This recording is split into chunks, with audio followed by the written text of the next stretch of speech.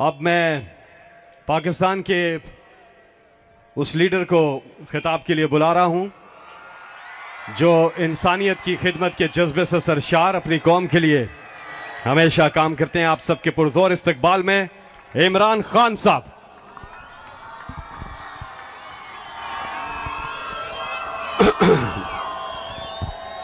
बिस्मिल्लाहिर्रहमानिर्रहीम। इय्याका नअबुदु व इय्याका नस्तईन। जेलम, आज सबसे पहले मैं यहां आपके सामने खड़े होके जो अल्लाह ने मेरे मुल्क को इस बड़े इम्तिहान में डाला है, पहले मैं उसकी बात करना चाहता हूं कि कभी कभी अल्लाह अपनी कौम को आजमाता है, अपनी मखलूक को, अपने इंसानों को आजमाता है। अल्लाह ने हमारे ऊपर भी एक आजमाइश दी है। तो जेलम, सब आप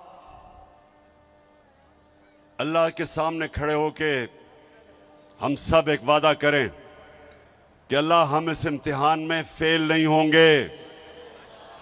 आमीन। हमारे लोग मुश्किल में, ऊपर से लेके स्वात, चित्राल, गिलगित बल्तिस्तान, हर जगह अजाब आया हुआ है।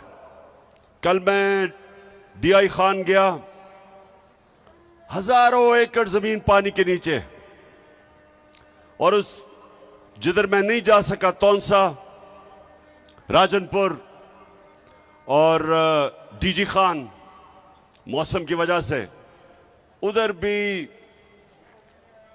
समुंदर है पानी का। वो जमीनें जिधर लोगों ने अपनी मेहनत से फसलें उगाने की कोशिश कर रहे थे, वहां सारा पानी आ गया। और फिर नीचे बलूचिस्तान तो तकरीबन सारे बलूचिस्तान के इलाके मुतासिर हुए हैं। और फिर सिंध के अंदर बुरा हाल है लोगों का। तो ये जो इम्तिहान है, ये कौम मिलकर लड़ती है इस इम्तिहान से। गवर्नमेंट्स जितनी भी कोशिश कर लें, जब तक सारी कौम इकट्ठी नहीं होती, इस तरह के इम्तिहान से हम पास नहीं हो सकते। 2010 में सैलाब आया और मुझे याद है मैंने पूरी कोशिश की, और भी लोगों ने, बल्कि हर पाकिस्तानी ने कोशिश की। और वो इतना बड़ा हमारी कामयाबी थी कि सारे पाकिस्तानी बाहर थे, पाकिस्तान में सब ने उसमें शिरकत की।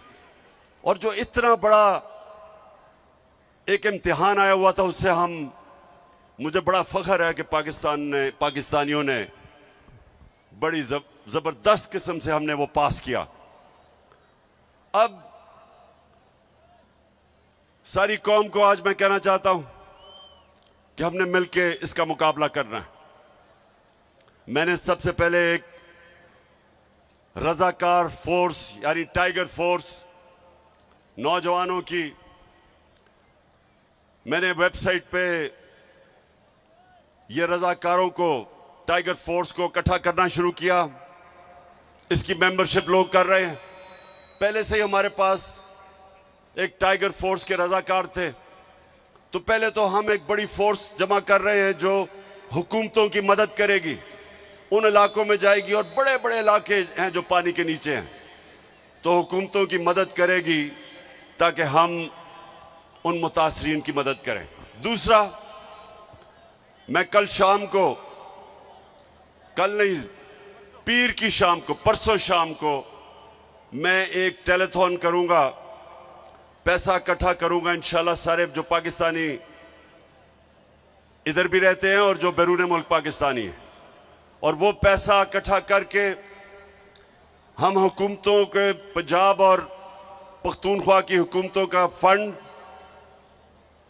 उधर पैसा इकट्ठा करेंगे। और उसके ऊपर सानिया निश्तर, जिन्होंने बड़ा कामयाब प्रोग्राम किया था जब कोरोना के दौर में हमने एक एहसास का प्रोग्राम किया था, सारी दुनिया ने उसे माना था।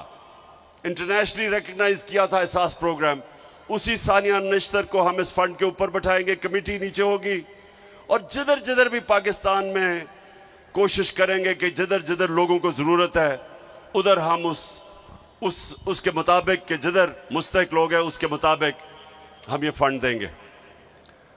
तीसरी चीज, हमें आगे से इसकी प्लानिंग करनी है। एक तो अल्लाह का इम्तिहान है, ये तो हमारे ऊपर आया, इसके ऊपर तो कोई कुछ नहीं कर सकता, लेकिन जो हम कर सकते हैं, अब जेलम के लोगों ये सुनो, हम क्या कर सकते हैं? हम डैम्स बना सकते हैं।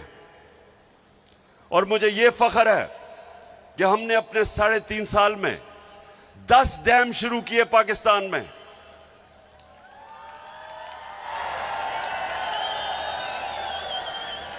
पचास साल के बाद पाकिस्तान में बड़े डैम बने। बादशाह बन रही है, बादशाह डैम बन रहा है, दासू डैम बन रहा है, और उसके अलावा मुमन डैम जो इंशाल्लाह अगर इसी रफ्तार पे गया तो 2025 में बन जाएगा। 10 डैम का हमने प्रोग्राम बनाया। इससे क्या होता है? जब आपके पास डैम होते हैं तो जब पानी आता है, जब बारिश आता है तो पानी आता है, तो वो आप पानी को काबू कर लेते हैं। डैम जब आपके बने होते हैं तो बारिश आता, पानी आता, रोक लेते हैं उसको, और वो पानी बजाय तबाही करने के वो एक नेमत बन जाती है। ये है डैम का कमाल। आप सोचें, जेलम के लोगों सुनो, चाइना में 80,000 डैम हैं, 5,000 बड़े डैम हैं। हमारे पास अभी 2 बने थे, मंगला और तरबेला, उसके बाद ये पहली दफा बड़े डैम बन रहे हैं। तो ये हमने बड़ी कोताही की, और जितनी भी हुकूमतें आई सबसे सवाल पूछता हूं कि क्या आपको कोई एहसास नहीं था कि हमारी हाइड्रो इलेक्ट्रिसिटी सबसे सस्ती और साफ बिजली तो पानी के ऊपर बनती है, डैम बना के, फिर हमें पानी बचा लेते हैं, या पानी की कमी है, आगे पानी की मजीद कमी आ रही है, उसके लिए डैम्स की जरूरत थी। तो किसी ने 50 साल में डैम्स का नहीं सोचा। मैं अपनी हुकूमत को मुबारक देता हूं कि पहली दफा 10 डैम्स बनाए एक हुकूमत ने, बनाने के मंसूबे बनाए।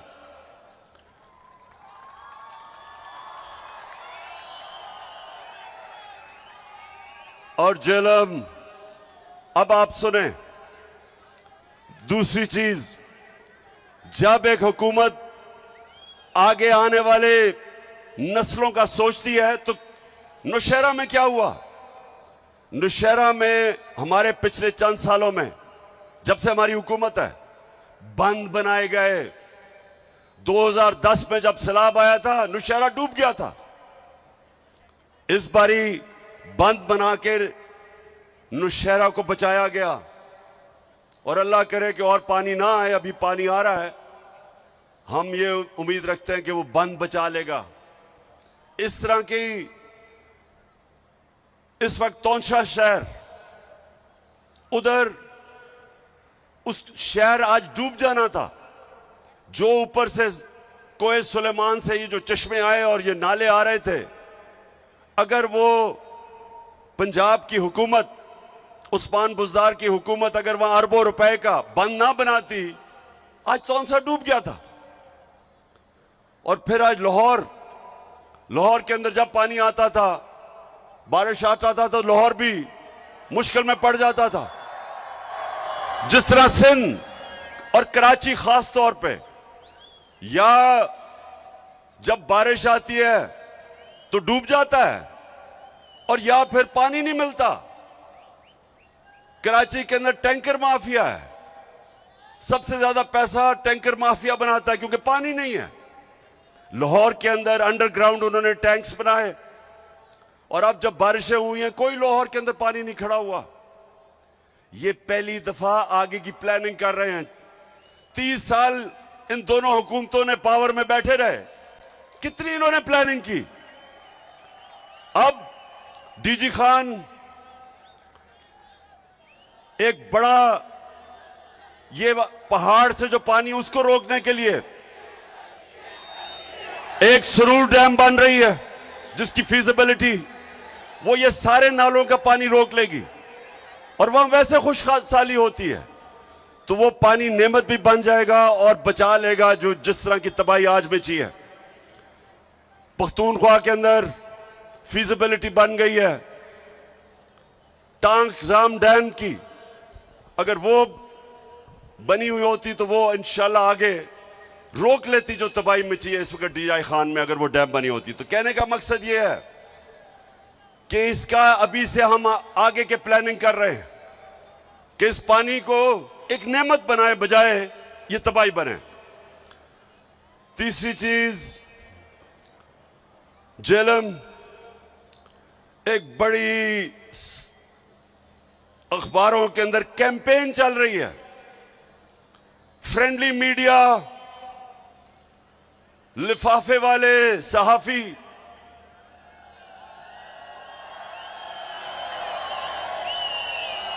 आप जानते हैं ना लिफाफा वाला सहाफी कौन होते हैं। और एक मीडिया हाउस जो हमेशा चोरों की हिफाजत करता है पैसे लेके, आप जानते हैं वो कौन है। तो ये कैंपेन क्या कर रहे हैं, ये कह रहे हैं जी इस वक्त सियासत नहीं करनी चाहिए, जलसे नहीं करने चाहिए। कान खोल के सुन लो लिफाफो, जमीर फरोश सहाफियों सुन लो, मैं सियासत नहीं कर रहा, मैं हकीकी आजादी की जंग लड़ रहा हूं। मैं इन चोरों जिन्होंने 30 साल से इस मुल्क को लूटा है, मैं इनके खिलाफ हकीकी आजादी की जंग लड़ रहा हूं। मैं इस मुल्क में कानून की बालादस्ती की जंग लड़ रहा हूं। मैं इस मुल्क को वो मुल्क जिसका नजरिया इस्लामी फलाई रियासत, हमारे जो फाउंडिंग फादर्स थे उन्होंने फैसला किया था कि पाकिस्तान वो बनना है जो कि इस्लाम का जो सबसे पहले रियासत बनी थी, मदीना की रियासत के उसूलों पे खड़ा होगा, और वो रियासत ने इंसानों को आजाद किया था, इंसानों को हकीकी तौर पे आजाद किया था। इंसाफ देके, कानून की बालादस्ती कायम करके, कानून की हुक्मरानी कायम करके, ताकत की हुक्मरानी खत्म करके उन्होंने माशरे में इंसाफ पैदा करके लोगों को आजाद किया था। ये वो जदोजहद है मेरे पाकिस्तानियों, ये वो जदोजहद है। ये सिलाब के अंदर भी ये जदोजहद चली रहेगी, ये जंगों के अंदर भी जदोजहद रहेगी, ये कभी नहीं रुकने लगी जब तक हमें हकीकी तौर पे आजादी नहीं मिलेगी। और ये जो बल्कि ये पीडीएम, ये चोरों का जो ये टोला मुल्क पे मुसल्लत हुआ है, आप भी कान खोल के सुन लो, ये आपका प्रोपेगेंडा के जी जलसे कर रहा है, पॉलिटिक्स कर रहा है। कान खोल के सुन लो, ये मेरी हकीकी आजादी की जंग तब तक नहीं रुकेगी जब तक मैं इस मुल्क को तुम्हारे जैसे चोरों से आजाद नहीं करता। आजकल हमें कहा जा रहा है कि जी ओहो सैलाब आ गया, फिक्र ना करो, सैलाब में इंशाल्लाह इमरान खान और उसकी टीम और उसकी हुकूमतें वो काम करेंगी जो तुम सारी जिंदगी लगे रहो नहीं कर सकते। तुम्हारे लिए तो कोई पैसे देने के लिए तैयार नहीं है, क्योंकि तुम्हारा तो चोरी करके सारा पैसा बाहर पड़ा है। वो जो भगोड़ा लंदन में बैठा हुआ है, किधर से पैसा आया उसके और उसके बेटों को कि अरबों रुपए की प्रॉपर्टीज में रहता है, और वो हमें दर्ज दे रहा है कि सियासत नहीं करनी चाहिए। तुम भी सुन लो, नवाज शरीफ मफरूर और मुजरिम, गौर से सुन लो। और यहां शहबाज शरीफ तुम भी सुन लो, और फजल रहमान डीजल तुम भी सुन लो, और आसिफ जरदारी जिसको पैसे की बीमारी है, जो पैसा देख के, आसिफ जरदारी जब पैसा देखता है उसकी मूछें ऊंची नीचे होनी शुरू हो जाती है। सब सुन लो, ये हमारी तुम्हारे खिलाफ जद्दोजहद हर मौसम में चलेगी। गर्म तरीन जब पाकिस्तान, याद रखें अप्रैल के महीने में एक ऐसा हफ्ता था कि दुनिया में सबसे गर्म मुल्क पाकिस्तान था, सबसे ज्यादा गर्मी पाकिस्तान में थी। तब भी मैं सड़कों पे था, तब भी मैं तुम्हारे खिलाफ जुलूस जलसे कर रहा था। गर्मी हो या बारिश हो, पिछले दिन बारिश हो रही थी तब भी जलसे कर रहा था। और जब तक मैं इंशाअल्लाह अपने मुल्क को आजाद नहीं करूंगा, मैं सड़कों पे होऊंगा, मैं अपने लोगों को भी बचाऊंगा, जद्दोजहद करूंगा, सैलाब में जो मुतासरीन हैं उनके लिए भी करूंगा। और इंशाअल्लाह परसों मैं आपको अपने पाकिस्तानियों से पैसा इकट्ठा करके दिखाऊंगा, इकट्ठा करता रहूंगा, मदद करूंगा अपने लोगों की, लेकिन तुम्हें नहीं छोड़ना, क्योंकि हमारा मुल्क जब से ये दो खानदान आए हैं डाकुओं के, आपको पता होना चाहिए कि इनके आने से पहले सारे बर्रे सगीर में पाकिस्तान सबसे आगे था। हमारे इकोनॉमिक इंडिकेटर्स सारे बर्रे सगीर से सबसे आगे थे। सारे बर्रे सगीर में हम सबसे आगे थे। हिंदुस्तान से जब मैच खेल के मैं पाकिस्तान आता था, और अल्लाह का शुक्र है वो हमें जिता के लेके आता था पाकिस्तान हिंदुस्तान से, तो जब मैं वापस आता था तो मुझे एहसास होता था कि गरीब तरीन मुल्क से मैं अमीर मुल्क में आ गया हूं। पाकिस्तान आगे था इन सब से। फिर ये दो डाकू खानदान इस मुल्क पे मुसल्लत हुए, हम हिंदुस्तान से भी पीछे रह गए, हम बांग्लादेश से भी पीछे रह गए। और ये जो आज शहबाज शरीफ और ये मिफ्ता इस्माइल कहता है कि तहरीक इंसाफ की वजह से IMF का प्रोग्राम फेल हो जाएगा,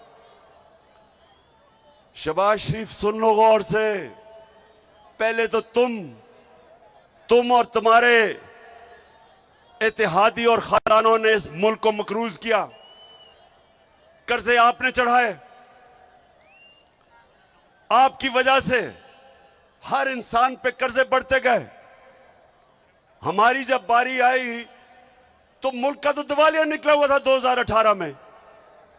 आप अपने फोन के ऊपर गूगल करके देख ले कि 2018 में पाकिस्तान की तारीख का सबसे बड़ा बैरूनी मुल्क खसारा था, सबसे ज्यादा कर्जे थे। हम जितना भी हमने पहला साल पैसा इकट्ठा किया टैक्स पे, आधा चला गया कर्जों की किस्तें अदा करने में जो कर्जे आपने लिए थे। तो तब हमें मिला था पाकिस्तान। और पाकिस्तान की इकोनॉमिक सर्वे उठा के देख लो, इनके दौर में जो इकोनॉमिक सर्वे जो हुकूमत से जो ऑफिशियल डॉक्यूमेंट आती है वो उठा के देख लो, 17 साल के बाद सबसे बेहतरीन ग्रोथ रेट हमारे दौर में 5.6 और 6% हमारी इकोनॉमी ऊपर गई। सबसे ज्यादा पाकिस्तान की तारीख में टैक्स इकट्ठा किया। सबसे ज्यादा पाकिस्तान की तारीख में बैरून मुल्क पाकिस्तानियों ने डॉलर्स भेजे। हमारी 4 फसलें 2 साल रिकॉर्ड पैदावार हुई। किसानों के पास तारीख में सबसे ज्यादा पैसा गया देहातों में। हम वो पाकिस्तान छोड़ के गए थे। हमने एहसास के जरिए लोगों को फायदा पहुंचाया, निचले तबके को। हमने पहली दफा पाकिस्तान में हेल्थ इंश्योरेंस यानी कि 10 लाख रुपया हर खानदान को दिया कि किसी भी अस्पताल में अपना इलाज करवा सकते थे। यह पहली दफा हुआ पाकिस्तान में। और इस दौर में और हम छोड़ के जाते हैं। अप्रैल में आप साजिश करते हैं, बैरूनी मुल्क साजिश करके गवर्नमेंट गिराते हैं और 4 महीने के अंदर मुल्क का दिवालिया निकाल देते हैं। मजीद कर्जों का रिकॉर्ड तोड़ देते हैं। रुपया गिर जाता है।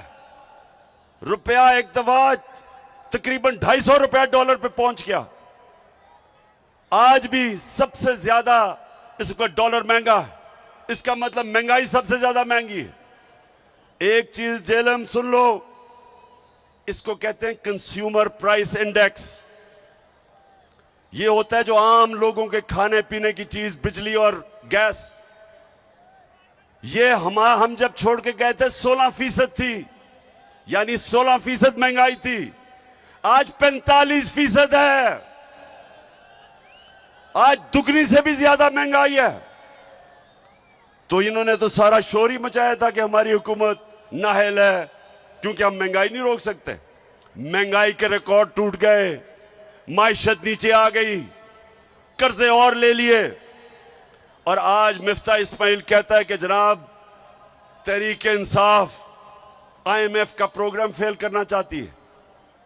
पहले तो तुम्हारे से सवाल पूछता हूं कि 2 महीने पख्तूनख्वा का वजीर आपसे बार बार पूछता रहा कि मैं मीटिंग करना चाहता हूं। आपने जो पैसे वादा किए थे पख्तूनख्वा को नहीं मिले, उसको मीटिंग नहीं दी। ऊपर से सैलाब आ गया। तो अब वो ये सोच रहा है कि आप कह रहे हैं कि हम आपको एक सरप्लस देंगे, तो इस सैलाब में जो अरबों अरबों अरबों रुपए की तबाही मची है, किधर से सरप्लस देगा वो? आपको IMF से बात करनी चाहिए। मैंने जब कोरोना हुआ, मैंने IMF के सरबराह से बात करके कंसेशन ली। मैंने कहा लोग मुश्किल में हैं और उन्होंने दी कंसेशंस। आपको आज बात करनी चाहिए कि IMF को कहो हमारे लोग मुश्किल में हैं, सैलाब आया हुआ है। थोड़ा सा अपना दिल गुर्दा बढ़ाओ, गोरे चमड़ी से इतना ना